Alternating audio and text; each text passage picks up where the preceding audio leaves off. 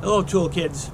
This is Greg Myers at Tools4Teens, and today we're going to talk about some chemicals and things that are around your house that you're really able to use as tools. Hello, Tool Kids. This is Greg Myers at Tools4Teens, and today we're going to talk about household chemicals and things you find in the garage. Well, let's start out in the kitchen. See what we can find in the kitchen. Well, there's ammonia. Well, ammonia is used all the time for cleaning and deodorizing things, and that's the common use. And it's really good for using to clean windows, and it's really good for getting soap scum off of stuff. Let's say that you get something all gooey with soap and you want to get that off, then ammonia will do that. And ammonia is good, for instance, if you paint a room and you want to get the smell of the paint out of the room, you leave some ammonia in little dishes lying around for that. And you can use it to clean tennis shoes or other kinds of fabric things or even leather things. You can use it to clean the inside of ovens and stuff like that. And you can even use it to clean soft metals like jewelry, silver, copper, things like that. Well, what else have we got here? Ooh, here's one. This is a tough one. Oven cleaner. Oven cleaner is pretty heavy-duty stuff, and you can use it actually to clean your oven, but you can also use it in situations where you've got a thick coating of greasy, charcoaly stuff to get it off, and you got to use some gloves when you use that. And another use for it is you can use this to remove paint. I've removed paint from cars to do body work. Spray this on there, leave it on a little while, and the paint will come sloughing right off. Well, what else can you find in the kitchen? Well, vinegar. Vinegar you can use for all sorts of things. You can use it to wash stuff, sanitize stuff. You can use it to clean drains. You can add it with some baking soda. Makes that more effective. You can use it to peel wallpaper off. You can use it to clean paint brushes when you've got a water-based paint. It gets rid of mineral deposits. For instance, you have some kind of white chalky deposits on a piece of aluminum or on something like that. Vinegar is always worth a try to get that off of there. You can use it before you paint galvanized surfaces or cement surfaces, and the paint will stick better to it. You can use it to get rid of sticker things or decals that are stuck to stuff, like price decals or something like that, to get that off. And actually, if you're working with sheetrock or concrete, then if you wash your hands with a little vinegar before you wash your hands at the end of the workday, then your hands will do better, because of all of the base alkaloids that are in the sheetrock. There can be very hard on your hands, and so if you use a little bit of vinegar, that kind of neutralizes them. Well, then there's plain old dishwashing soap. Well, dishwashing soap can do so many, cleaning chores around the shop, and also it's one of these things you can also use it as a temporary lubricant. If you want something to slide on real easily, but then after it's on there, you want it to stay there, then try a little bit of dishwashing soap, because it allows things to slide on real easy, but then as it dries, it starts to get firm, almost like a glue. So for instance, if you're putting hand grips on a bicycle, then you put a little bit of this on the inside, and then after a little while, the hand grip will stay very well on something. Now, if you want things to keep on sliding, take a little bit of pledge. You know, pledge you normally use as a furniture cleaner, but it has something in it that really makes it slide real easily. So if you have something that's sticking, then putting a little bit of pledge on it will make it real nice and slidey.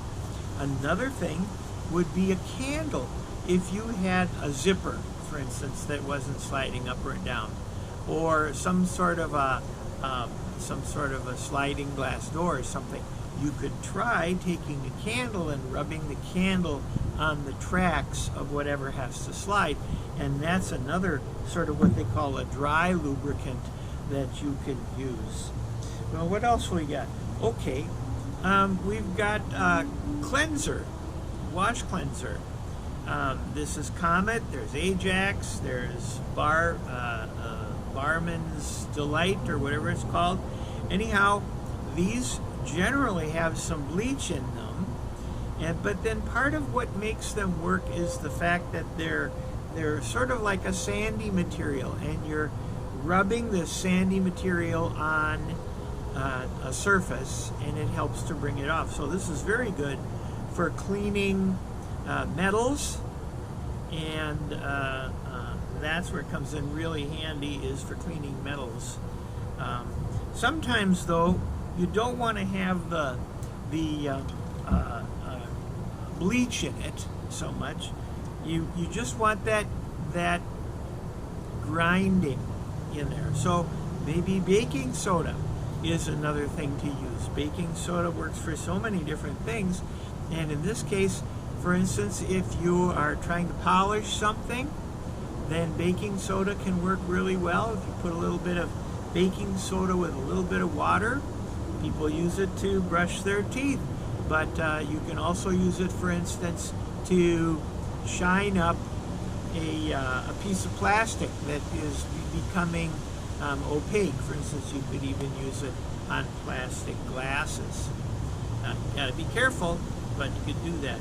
Baking soda, once again, you can use along with vinegar to unclog a drain. And there's other things you can use it for. Something smells real bad, you can open up some baking soda and put it in a container that smells bad. Let's say you have a little ice box, a camping ice box that's been closed for too long. Put a little bit of baking soda in it. Okay, well now here's regular old bleach. Well, bleach can be used to clean all sorts of things. It's a disinfectant, and it works real well to clean things that you otherwise can't figure out how to get clean. Throw some bleach in here. Now, regular household bleach is generally diluted some, but it comes in very handy for a lot of things around the workshop as well. You can use a little bit of it in your bird bath to keep the mosquitoes away. You can use it also if you have some wood that has been sort of sitting out in the weather and you want to clean up that wood. You can spray some bleach on it, leave it on there for a little while, and then pressure wash it off. That comes in, it works really well for that. It works really well in toilets and things like that you need to get really clean, and they're kind of stubborn. Okay, what else have we got? Oh, well, molasses. Why would you need molasses? Well, molasses, actually, if you put a rusty tool in molasses, leave it there for a day or two, when you take that tool out, the rust will be gone. The same thing happens, believe it or not, with Coca-Cola. If you put a tool, a rusty bolt or a tool or something in Coca-Cola, and you leave it there a couple days, and chances are when you come back to it later, you're going to find the rust has gone away. Well, how about we go to the bathroom? All right, well, what do we find in the bathroom? Well, if you cut yourself or something, then you might wind yourself putting some of this. This is called hydrogen peroxide, putting that in a wound. And it's kind of nice to have something like this down in the shop. So if you nick yourself or cut yourself, get some hydrogen peroxide on it, and it will act as an antiseptic and sterilize that wound. Okay. It's also good if you have some sort of a stain or something like that on upholstery. You can try this on that. You can try that on all sorts of different types of fabric. Okay, what else? Okay, isopropyl alcohol. Okay, isopropyl alcohol is something that it burns. Okay, it'll burn. You can use it as an antiseptic. You can use it to try and get rid of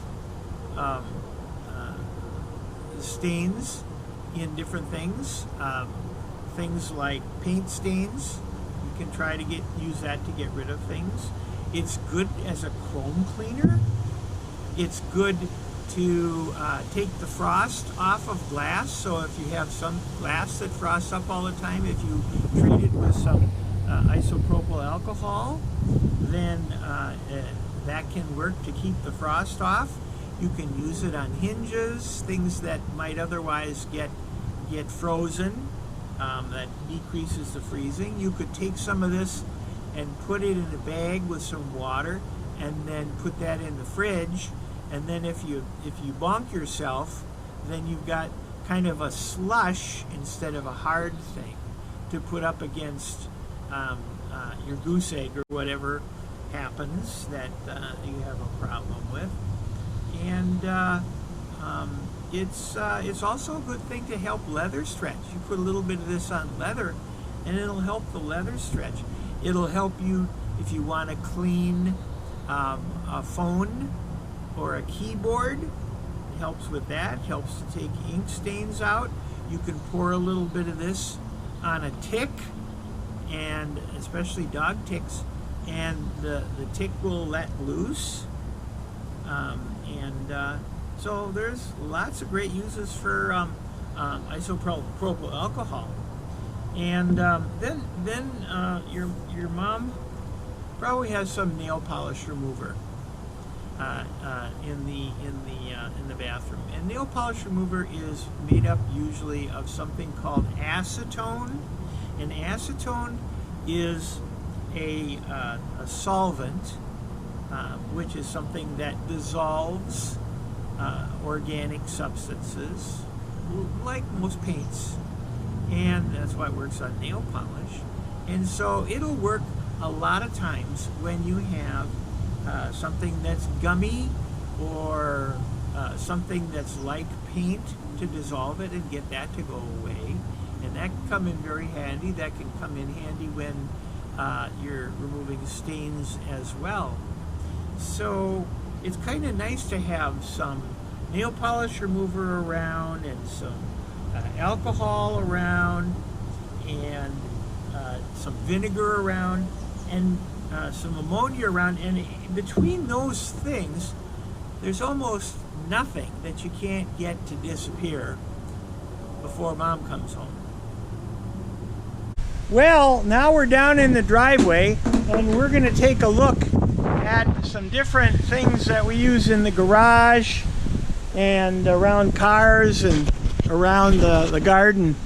So here we go. First thing that you're always familiar with is plain old gas. Well, there's a lot to be said about gasoline. You know, you go up to the pump and there's all kinds of different choices, and those choices have to do with whether it's an old car or a new car. That's one choice. As far as what's in the gas that's going to preserve the valves. And then there's this stuff called octane. And octane has to do with how likely the engine is to knock. And knocking is a bad thing. And actually, the higher the octane, the lower the likelihood that it's going to knock. Engines that are higher power engines generally need higher octane gas, but if you don't need it, then you shouldn't use it. And then if you look at a lot of the things around the garden, they have little tiny engines and they make a loud noise and they go real fast, and a lot of those mix oil in with the gas, and you have to be very careful if you're going to use a lawnmower or a weed eater or a blower or something like that to check what kind of fuel that it takes. A lot of them have to mix like 1 part in 50 of oil to gas. Okay, and then when you're camping, you might use something called kerosene, which is another variation on the oil that gets pumped out of the ground, and it's a different number of chemicals that are all part of what they call petrochemicals or petroleum products.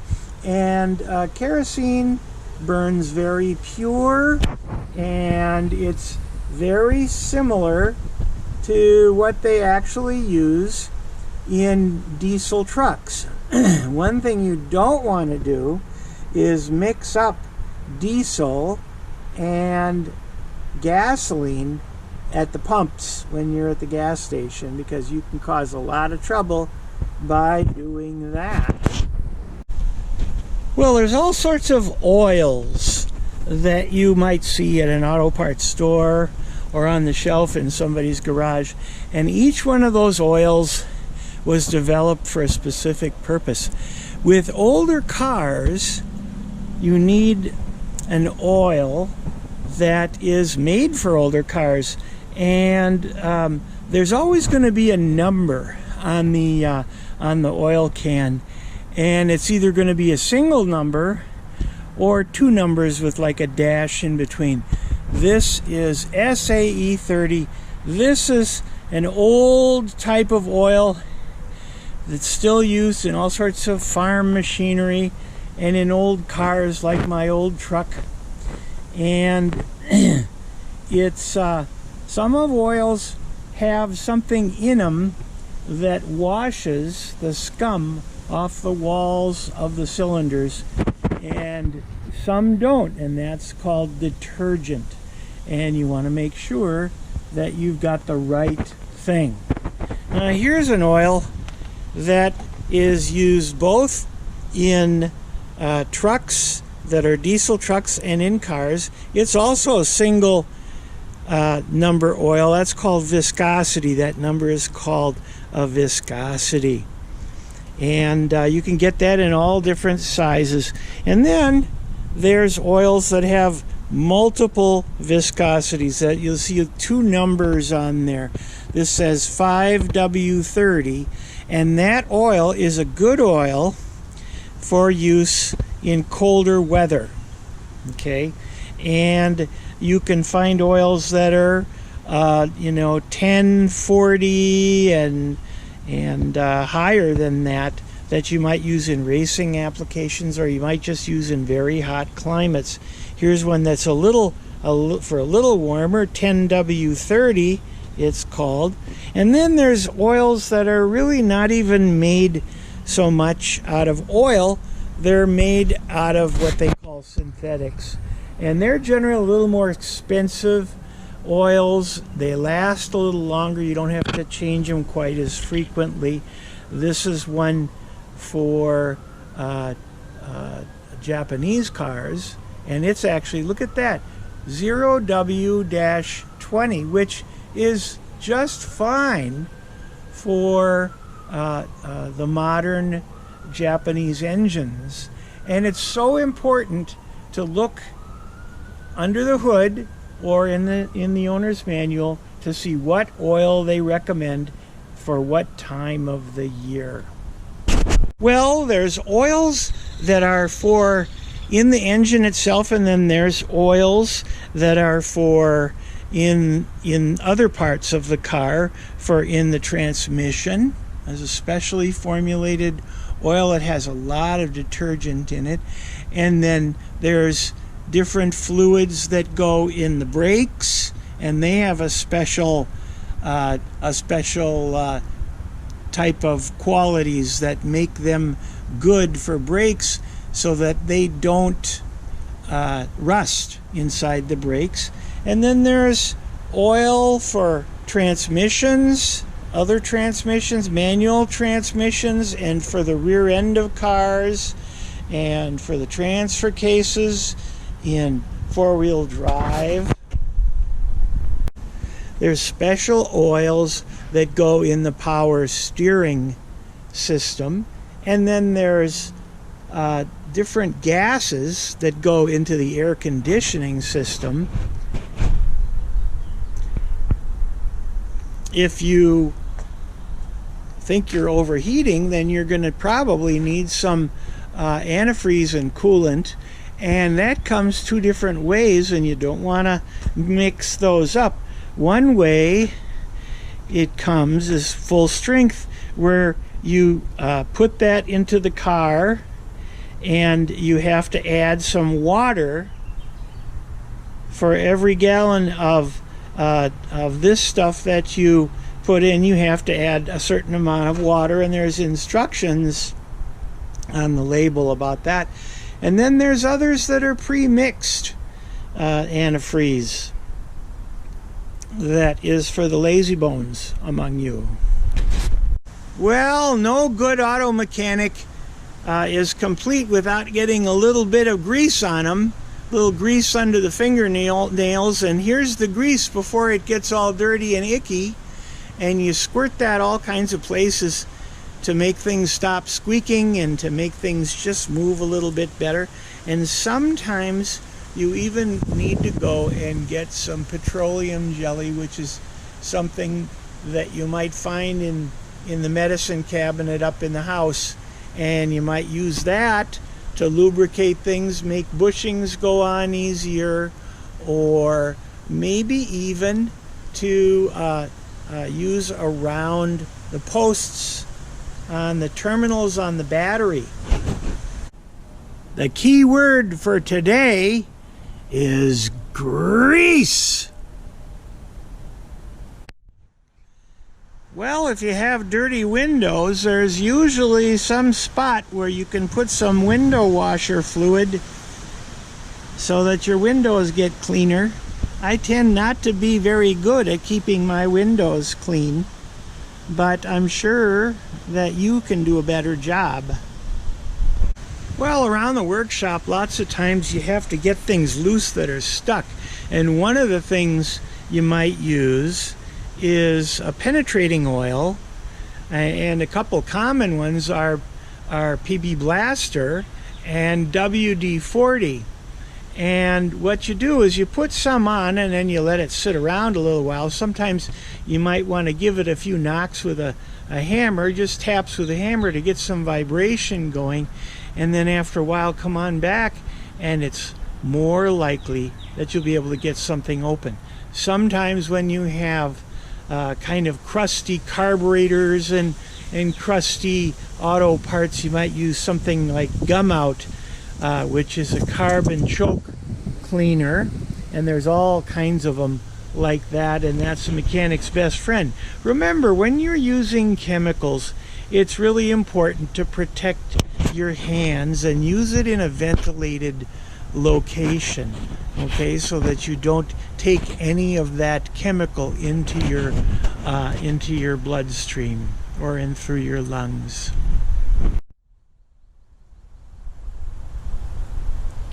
Well, Tool Kids, that's just the tip of the iceberg when it comes to chemicals around the house and down in the driveway.